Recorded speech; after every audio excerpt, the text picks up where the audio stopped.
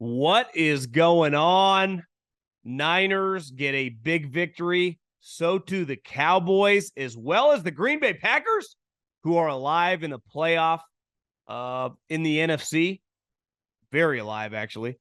We will dive into it all, as well as some other stories I've seen. Mike Vrabel on the hot seat. What are we talking about? Tom Brady and crushing players and coaches in the current NFL.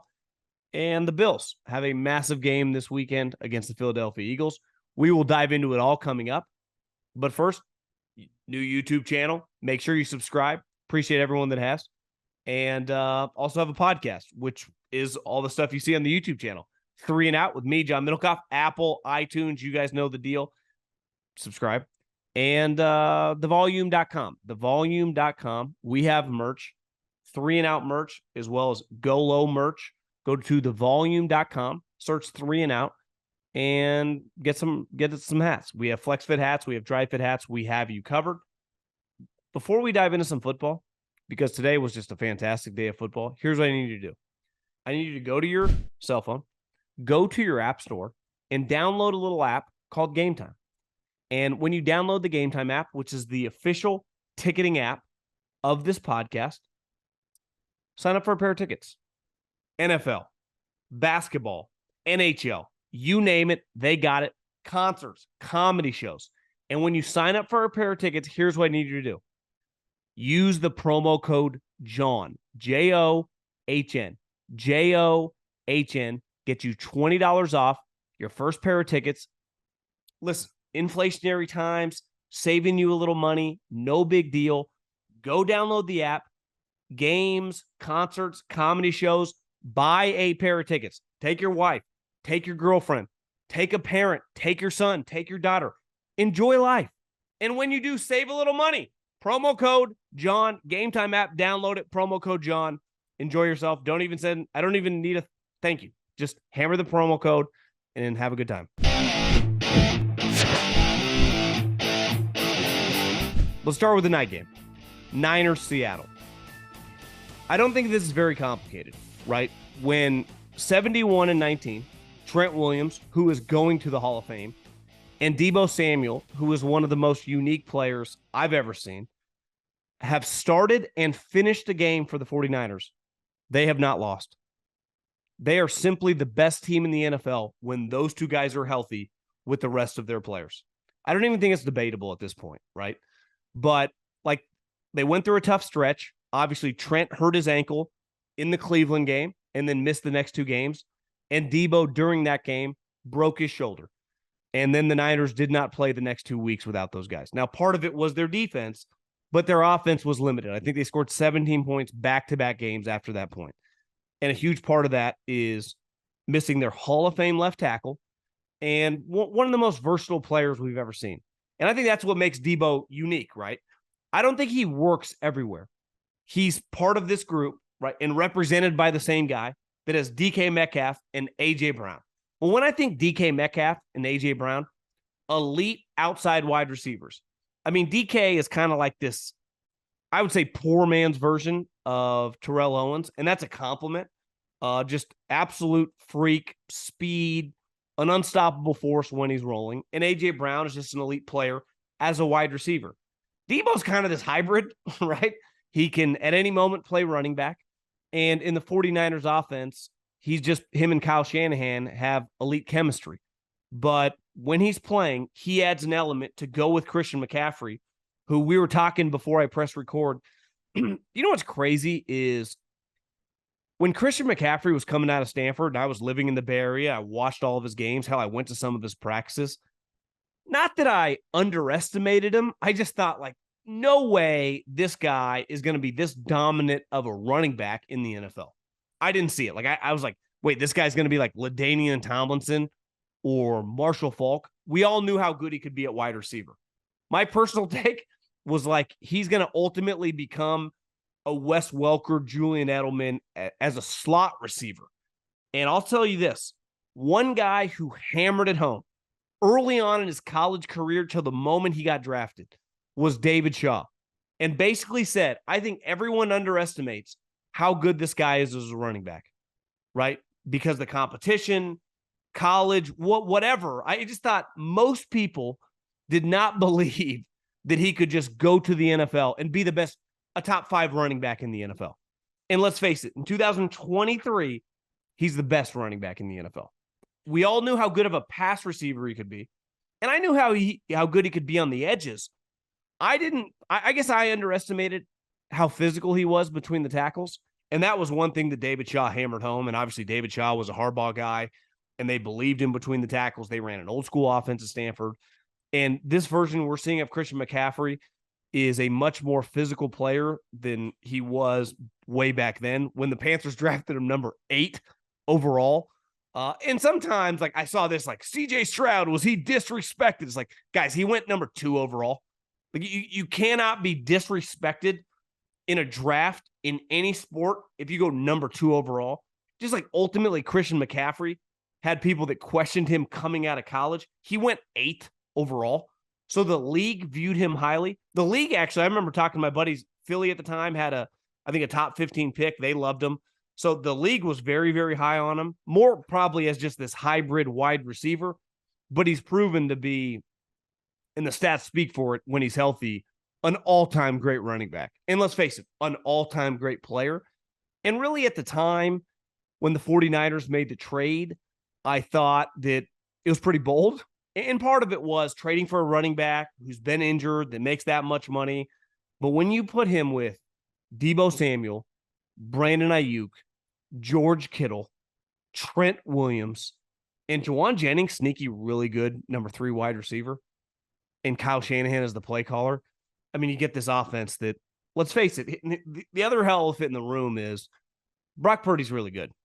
Like, anyone arguing over Brock Purdy, like, yeah, he's not Patrick Mahomes. No one's fucking saying he's John Elway or Dan Marino. Brock Purdy is a really, really good player. Where he ranks on the hierarchy, I don't know. But he's dramatically better than what? 75, 80% of the NFL. And on this given team, with what he has around him, is damn good. And you can't watch the 49ers with Brock Purdy and go, yeah, they could easily win the Super Bowl. Like, this guy on this team is good enough to win the Super Bowl. I've been watching the 49ers since I started watching sports, that at least that I can remember. And that is like the early 90s. Like, my dad loved Joe Montana, swore that Joe Montana was better than Steve Young. And I've always said this. It's difficult to argue about athletes, to me, as like a sports connoisseur when I didn't watch them. Like, I know that Larry Bird and Magic Johnson and John Elway, and guys that played sports in the 80s and even the 70s were really good, right? Like Mean Joe Green or Kenny Stabler or you name it. Even RIP, my guy Vida Blue, who won Cy Youngs and World Series. If you don't watch a guy live, it's hard to have the same argument.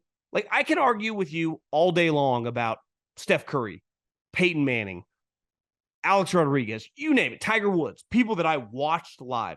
It's much more difficult when you didn't. So I've been watching the Niners post Steve Young and to this day. And listen, they've had some really good quarterbacks. Jeff Garcia made countless Pro Bowls. Kaepernick is one of the most unique, couple year runs on a fantastic team we've ever seen. Elite arm, the speed. But Brock Purdy, like, this guy has a sustainable element to his game. There's like a mobile Drew Brees to him. And honestly, there has to be mobility to your game, to me, in 2023. And part of that is offensive linemen. Like, you don't have 5-out Trent Williams blocking for you. Most teams have more good defensive linemen than you could have offensive linemen. And 2, like, you need to be able to bail out your play caller right now. You just do. And he hasn't. He's accurate. He's good. He's unafraid to throw the ball downfield, as you saw with Brandon Ayuk. I just think Brock Purdy's good. How good, where he's going the rest of his career, I don't know. What they're going to I always hear this, like, well, what's going to happen when they have to pay him? He's in fucking year 2. You don't have to pay him till after year 4. Like, why do we always put the cart before the horse? Just take a deep breath. He's on the team. He makes $800,000. Part of the argument that's weird about Brock Purdy is, like, he's getting compared to all these, like, well, Is he better than like Lamar Jackson and Josh Allen? He's in the second year in the NFL. He was Mr. Irrelevant in the draft, and he makes like $800,000. That's what we're arguing. If Brock Purdy made $40 million like Dak Prescott or $45 million like Josh Allen, we could argue till we're blue in the face about the individual details of every single pass he throws. It's part of the deal when you make a lot of money. But when you're Mr. Irrelevant and you're in year two and you make well under $1 million on your team's salary cap, and you were the reason that the team couldn't wait to get rid of the number 3 overall pick, which they traded several other first-round picks to acquire, like, I'm sorry. It's one of the most incredible draft picks so far in his career I've ever seen. It's honestly in-fucking-sane what is going on right now in this guy's career. Like, think about even Dak Prescott. Let's use him as an example, who's had an incredible career as a mid-round pick. At one point in time in Dak Prescott's career, Mississippi State was like flirting with being the number 1 pick in the country. He was playing in the SEC. And let's face it, he got a DUI, I think, like, within a month of the draft, which definitely impacted where he ended up going. Even by 30, 40 picks, like, he could have been a second or third round pick. If you get a DUI, like, you're going to get dinged, and which is proven to be like an outlier situation. Dak Prescott's a high character guy. If Brock Purdy had been a third round pick, we could be more, I would even say, critical of games. The guy's a 7th round pick. And think of what he's doing. Now, does he benefit from playing with Christian McCaffrey, who might go to the Hall of Fame? Trent Williams, who's going to go to the Hall of Fame? Deebo Samuel, who got as much money as DK Metcalf and A.J. Brown? And Brandon Ayuk, who is going to get $20+ million a year? Of course. But I know this, like Jimmy Garoppolo, who signed a $100 million contract, who was the quarterback of this team when they went to the freaking Super Bowl, can't make throws that this guy makes. Can't do it. Didn't have it in the bag. And I watched Brock Purdy, the game, especially tonight, going back and forth. The Niners had a chance to kind of stomp on their throat early, and Seattle came out in the second half playing great football. They looked more like some of the peak Pete Carroll teams. Scored 10 points like that, and it was immediately a ball game again, 24-13. And what does Brock Purdy do with kind of, the game and the balance in the fourth quarter? Throws an absolute dot to Brandon Ayuk, ball game. Jimmy Garoppolo never did that.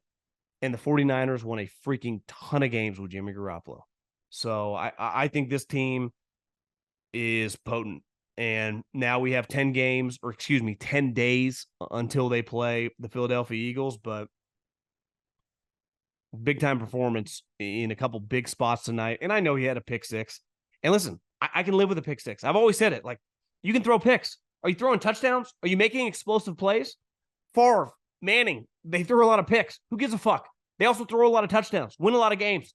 Purdy, I can live with him throwing a pick. Whatever. Do you make explosive plays? Do you make winning plays? And he does. Game, set, match tonight against Seattle on the road. And since the 49ers have played with this guy, they've eviscerated Seattle. Last year, short week, Thursday night during the regular season, Brock Purdy injured, beats them. Playoff game, second half, destroys them. Tonight, destroys them. Plays them in a couple weeks. Niners going to be enormous favors at home. Seattle, they're ultimately going to be a wild card team. I think they obviously benefit from playing in the NFC. I was thinking about this. If you put them on just in a typical year, let's say the last 10 years, where it takes, let's use the new game inflation, 17 games, that it's going to take 10 and a half games to make the playoffs. I know every once in a while, 9 games will get you in. Clearly this year, there's going to be some 9-win teams make it. Seattle's not a lock to make the playoffs in any given year. Like, sometimes if you're Dallas, right, who more than likely is not going to win the division, they're a lock to make the playoffs on any given year, whether it's 6 teams or 7 teams, right? You're a 12, 13-win team. You're making the playoffs. That's a fact. Watching the Seattle team, they're solid, and I have a lot of respect for what they did. Getting rid of Russ, going with Geno, using the draft picks, getting some offensive linemen, ultimately leading you to Witherspoon. Jackson Smith. Like their team is much more talented over the last couple of years since they shifted away from Russ. And listen, they found a guy. I have a ton of respect for Geno Smith. Sometimes it can be kind of cheesy. If you're watching tonight when he did his pregame talk with the NBC guys, he was getting work done. And part of that is like the short week. Geno's a tough motherfucker. I mean, he is tough. That hit he took last week against Aaron Donald, I saw both angles. The one, like the all 22 behind where he gets crushed. The side angle, it looked like he got knocked 15 feet. And most people, but some people were like, do you think he just did his Brock Purdy, ripped his elbow? It's like, I don't know. It doesn't look good. 4 days later, he's starting. Nothing but respect for the guy. He's okay. Listen, great story. His comment last year, all the haters I didn't write back, was cool. He's an easy guy to root for.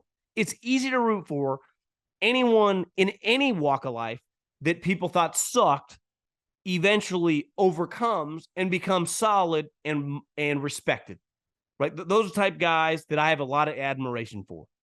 It's very easy to tap out. It's very easy to say, the fucking chips didn't break my way. I got screwed. I should have been this. I should have been that. It didn't work out. Geno never said that.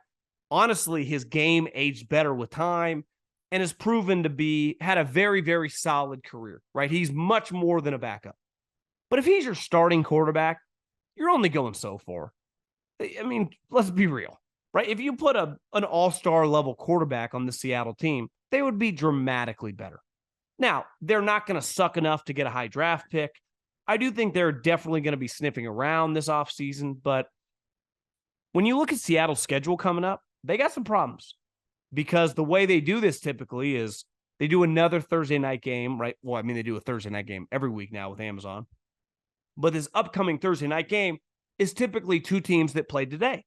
So next week is Seattle at Dallas. I don't know about you, but I like the Cowboys. And then you get a little bit of a long break. But you play the 49ers. And because the NFC West this year plays the NFC East, the Seattle Seahawks have not played the Eagles yet. So their next three games are the Cowboys, the Niners, and the Eagles. There's a realistic chance that they're 6-8 here in about 3.5 weeks, right? And hell, they could play pretty good football. They have a lot of good players, and they could still lose all those games. So it's going to be difficult for Seattle to get to 9-8. Honestly, even if they went 8-9, when you look at the playoffs, they still would be competing for that 7 seed. They're kind of like exactly what they were last year. They have some competitive players. They have flaws at quarterback. We all have a lot of respect for Pete for punting on Russell Wilson, but until they get a star quarterback, or at least an impactful quarterback, I think their ceiling's limited. I really do. And one thing is clear. Russell Wilson and Pete Carroll own the 49ers. Owned them. I think his record was like 15-2 against the 49ers. And that dates back to Harbaugh. Well, with Geno Smith, they have not won a game. They've lost every single game they played the 49ers. And that was 3 last year and 1 this year. So they're 0-4. And let's face it, in a couple weeks, they're going to be 0-5. And then if they were to play in the playoffs as like a 2-7, they're going to be 0-6. So that's part of the problem is like the team now that you're chasing is dominating you. And a big reason for that is your quarterback's not good enough. You have some other flaws, but that's a major reason. There's so much to be thankful for. Family, friends, food, and the NFL all week long. DraftKings Sportsbook is keeping your Thanksgiving week full of action. New customers can bet just $5 on the NFL action to score $150 instantly in bonus bets. No matter your appetite, there's something for you. Money lines, parlays, props, live bets, and so much more. You name it, they got it. So download the DraftKings Sportsbook app now and use the code JOHN. New customers can bet $5 on the NFL Thanksgiving action to score $150 instantly in bonus bets. Only on DraftKings Sportsbook, an official sports betting partner of the NFL with code JOHN. The crown is yours. Let's actually start with the morning game before we get into the Cowboy game, because the Cowboy game was a disaster. I look at players a lot like stocks in the sense of things change and I'll change. I'm never married to an opinion on a player, but you react to what you see, right? If a stock is losing money and you question the company, you're probably not going to put money, into that individual stock. But if you like the company and the stock is plummeting, that's actually a time to buy because you can get it really cheap. Well, I didn't know anything about Jordan Love, right? He had never played. There wasn't a lot of positive talk about him just in general. Even Coward knew a lot of people with Green Bay and said, you know what? You watch him at practice over the years, nothing has been too crazy. No one would put a stamp of approval like, this guy's the next rocket ship. This guy's the next Pro Bowl quarterback.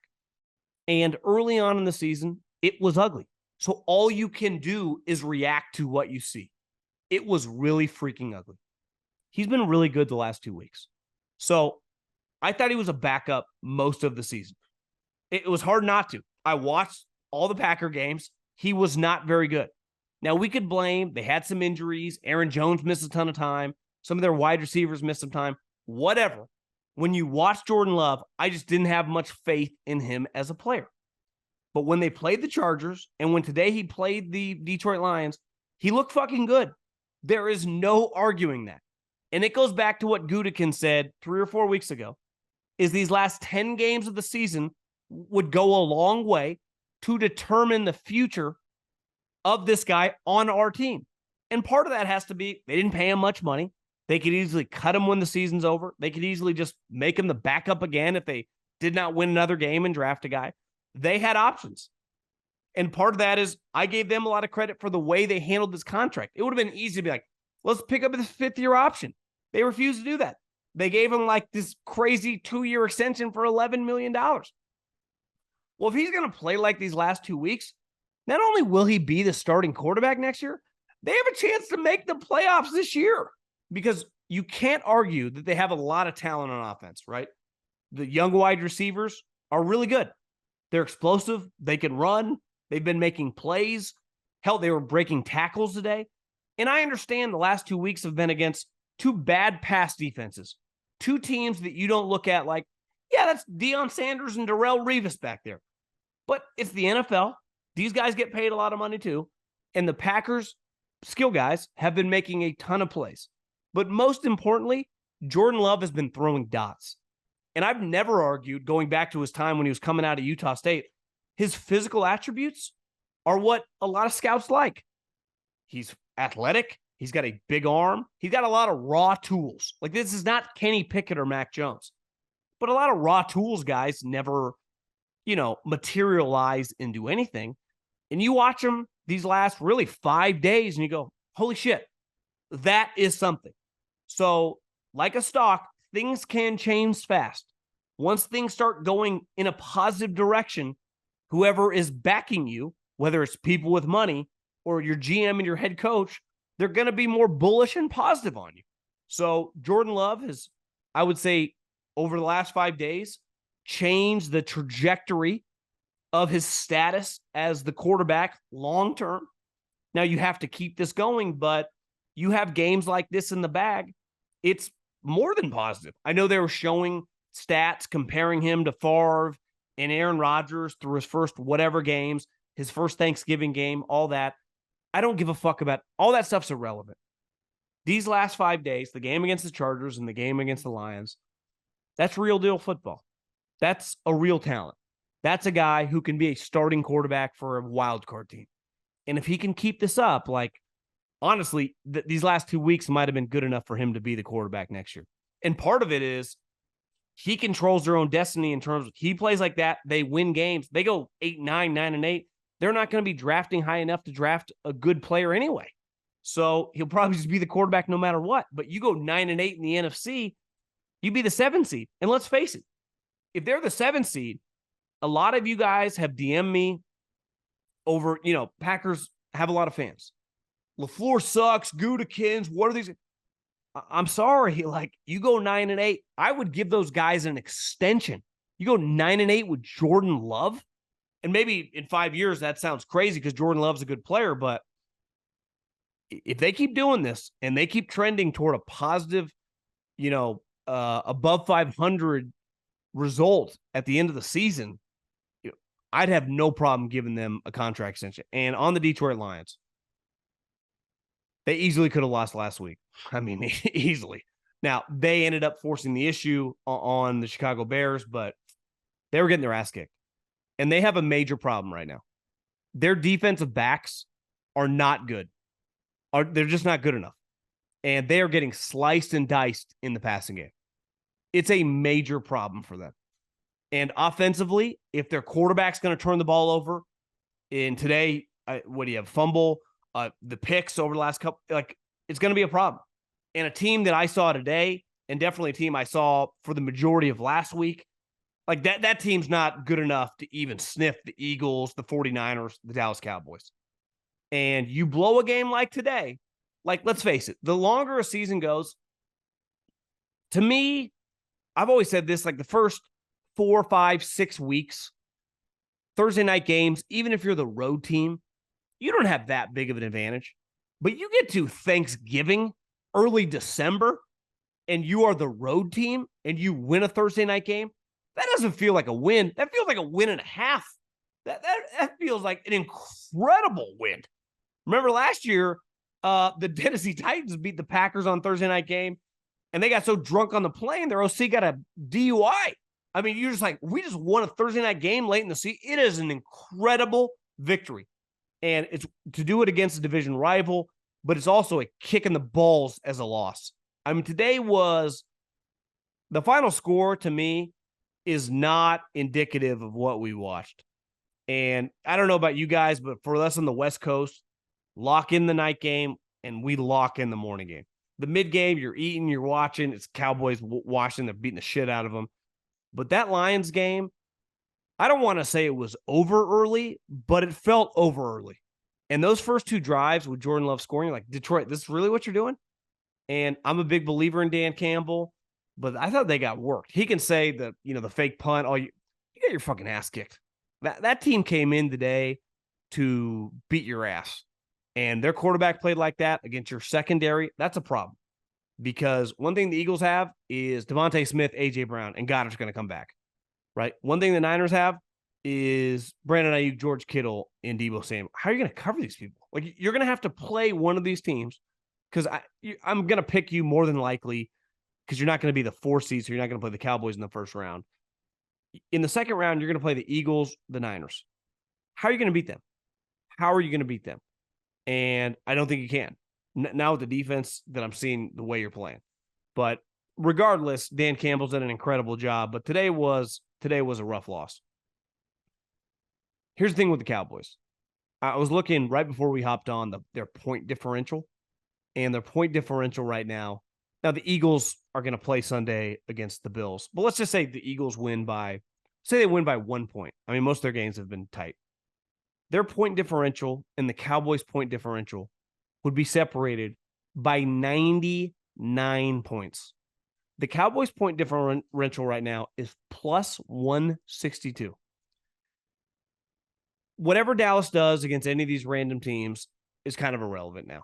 When you put them against Washington, when you put them against the Giants, when you put them against anybody beside the Arizona Cardinals that isn't good, they beat the living shit out of them.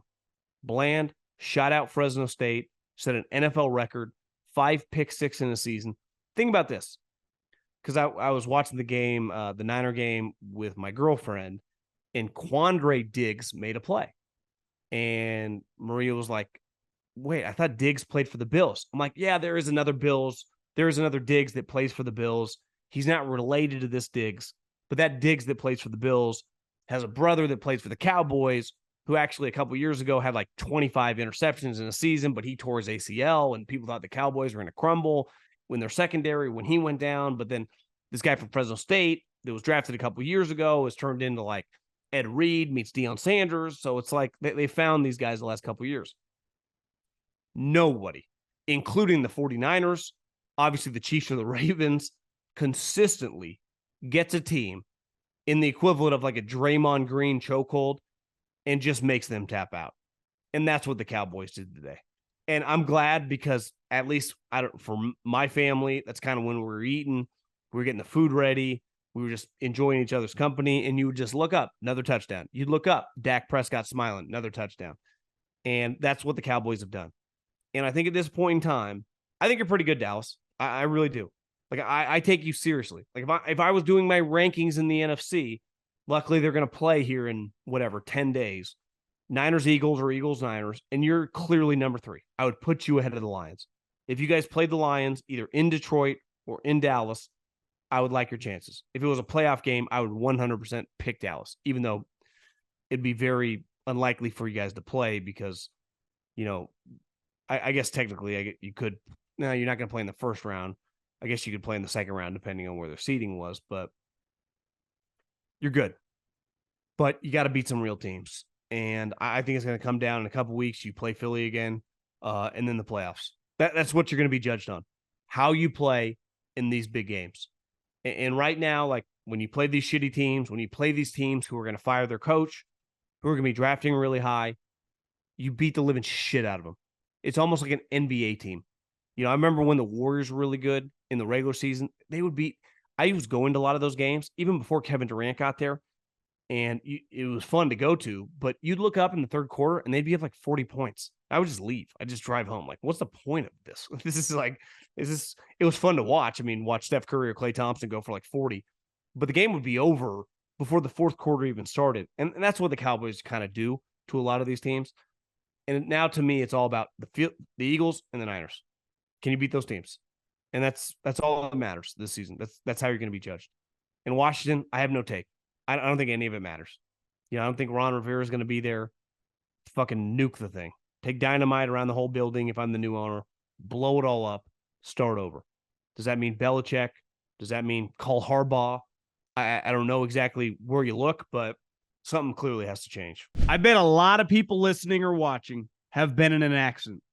I bet a lot of people have been into an intense car accident. And let's face it, not knowing who to call for help is hard. Hiring Morgan & Morgan is easy because Morgan & Morgan is America's largest injury law firm with over 100 offices nationwide with more than 800 lawyers. They've recovered over $15 billion for over 300,000 clients. Morgan & Morgan has a proven track record of fighting to get you full and fair compensation. They've been fighting for the people for over 35 years. Submitting an injury claim with Morgan & Morgan is so easy. That's the key.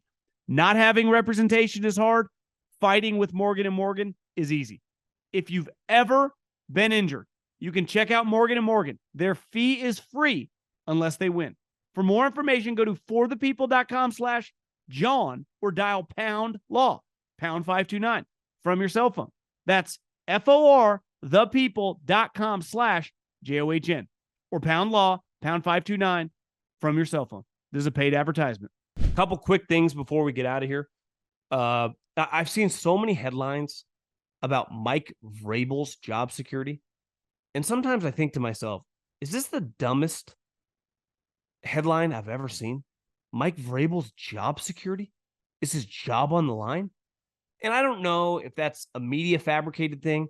I don't know if the owner is legitimately mad because they're losing. All I know is this. If Mike Vrabel ever were to be fired at the end of this season, do you know how many teams would line up to hire him? That would include, especially if Ryan Day loses in a couple days, Ohio State immediately firing Ryan Day and offering Mike Vrabel $120, $130 million. Washington, you name it. Every team that has the Raiders, the Chargers, would be all over the guy. Mike Vrabel is really, really good. We all knew coming into the season, and I had a lot of respect for the guy. I obviously picked Jacksonville to win the division, but a lot of people kept DMing me like, John, I think you're underestimating the Titans. I was like, their team is not good enough. Their team is just not good enough. Tannehill got hurt. Obviously, they trade Byard, but like their team sucks. You give Bill Walsh or Parcells be their head coach. They're having similar outcomes. Mike Vrabel could be the head coach of my team any day of the week. So anytime I see a headline about like Vrabel job security, what are we talking about? The Brady comment that I think he made to Stephen A. about, basically just the mediocrity around the NFL with players and coaches. Let me start with coaches. I think a lot of coaches, not head coaches, but Brandon Staley ultimately becomes a head coach, but a lot of assistant coaches. A lot of people have got into coaching football that maybe would not have 30, 40 years ago because of the time that goes into it. And because you don't really have a life relative to a lot of other jobs. But the one thing you have, if you get to be a position coach, like a wide receiver coach, quarterback coach, an O-line coach in the National Football League, you make so much goddamn money relative to the rest of society. You understand, a quarterback coach in the NFL makes $750,000 and he signs a multi-year contract. So when I hear Brady say that the coaching has got a lot worse, well, yeah, anytime there's a lot of money in any given industry, it's going to attract a lot of people that maybe don't actually care about it. They just want to be associated with said profession because it pays so much money, right? It's like anything in life. It's like most industries. The moment things start taking off financially, people gravitate that weren't there before. I worked with Andy Reid. Andy Reid has made a lot of money for a long time. Andy Reid would be coaching football if you paid him in fucking ice cream and cheeseburgers, if you paid him $150, right? Or whatever. I mean, in all seriousness, if you paid him $150,000, he would coach football no matter what. Bill Belichick, Pete Carroll. Both guys probably, Bill makes $20 million, Pete makes $18 million. They have been coaching football since you got paid nothing 45 years ago. They do not care. They are addicted to the sport. Now, obviously, they're used to making a lot of money. It helps. They did not get into the profession for anything financially. They got into the business only for money. Honestly, even watching Kyle Shanahan and Sean McVay, because of their families, those guys fell in love with the sport well before money became involved. And I don't know these people because I was just my time in Philly, I was around a lot of Sean McDermott's, Matt Nagy's, Brett Veach's, guys that worked for Andy, that just Doug Peterson, that just love football, that would have been coaching football if you paid them, whatever was enough to feed their family. Obviously, all these guys make a lot of money now, but I never for 1 second crossed my mind that, and when I started in football with Pat Hill, the dude took so much pride in his program. And at the time, he was one of the highest paid non-Power 5 coaches in the country. But he would lock the doors around the whole building every night before he left. Essentially, he owned the building, even though obviously as a head football coach, you don't own the building, but he took ownership in it. He loved the program. He loved football. He was addicted to the sport. And I think a lot of coaches around football, given how much money's on the line, it's not the same. How could it be? It's impossible, right? If in 1992 a position coach made $80,000, even if that was a lot of money at the time, it's not relative to that same position coach making $875,000 a year, right? That guy is immediately a borderline 1%er, especially depending on the state he lives in. So I agree with Tom. The coaching has gotten worse. That's what money creates. When it comes to the players, one, Tom benefited a lot. Tom, you played the Bills and Jets, right, and Dolphins forever. And most of those teams on a given year, all three of them were typically pretty shitty. So you got to bank a bunch of wins against a bunch of average players. But part of the reason it's hard to develop players now is because the players negotiated and fought to have limited practice. When I first became a graduate assistant at Fresno State in 2008, we had 3 straight weeks of double days. In Fresno, it was 108, 109 degrees. Our training camp, every single day, morning, afternoon, full padded practice. Do you think Pat Hill just made that up? No. He learned that from Bill fucking Belichick when he worked in the Cleveland Browns. Then I got hired in Philadelphia. And that first year was before the new CBA in 2011. We went double day after double day after double day. Goal line, just intense practice. I remember being on the sideline Jesus, the NFL is no joke. Hell, even back to my time at Fresno State. I remember scouts coming up to me, and Drew Hill, who's now at Oklahoma as their GM, going God, Pat runs some of the most physical practices in the country. That's thought that was normal. That died in college and the pros over the last 8-9 years. You're not allowed to practice in pads. In any other sport, whether it's tennis, whether it's golf, whether it's baseball, you can manipulate a game, right? I can take BP against Pedro Martinez. If it's tennis, like I can just play a game against Roger Federer, right? In basketball, we can go full speed 5-on-5. The only way you can practice what we just witnessed today is to play football is in pads. No one practices in pads anymore. So, of course, the development has gotten dramatically worse. The only way to get better at podcasting is, I don't know, podcast. So you can go to practice. Did you see the clip of the Miami has Hard Knocks right now? And they were playing, it was the week of the Raider game. And this guy, a practice squad guy, or maybe he's on the team, I don't know, he was pretending to be Max Crosby in practice. And it was, he was getting a lot of credit. Like he'd hit Tua late and Tua was like, thanks, man. But if you watch that film, just type it in, guy Max Crosby, Miami Dolphins, that's practice. No one's wearing any pads. It's all shells and a helmet. And it's like, I don't know, 50% speed of an NFL game. And I'm not blaming the Miami Dolphins. That's what every team looks like in the National Football League. But that's football now. Like that's what it is. So it's hard for me. I know Brady's shitting all these players. Like, bro, you were one of the lead dogs pushing for this. And couple quick games. Huge game, Bills, Eagles. Obviously, if the Bills were to beat the Eagles, NFC gets weird fast. Because then that Niners-Eagles game becomes, the biggest game since the Chiefs game. Because that Chiefs game, I don't know if you saw, 29 million people watched. Last I checked, that's a lot of people watching the NFL game. So that game would be fucking massive in 2 weeks.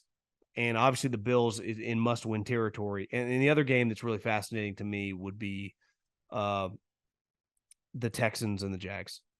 And if the Texans win, all of a sudden you have the same record as the Jags. And we're like, I thought Dan Campbell was a lock coach of the year, but I would say D'Amico would get right back in the mix with a Dan Campbell loss. And if D'Amico beats the Jags, I kind of like the Jags just because I'm a huge Texans guy. CJ Stroud has blown me away. I've loved Will Anderson for 3 years.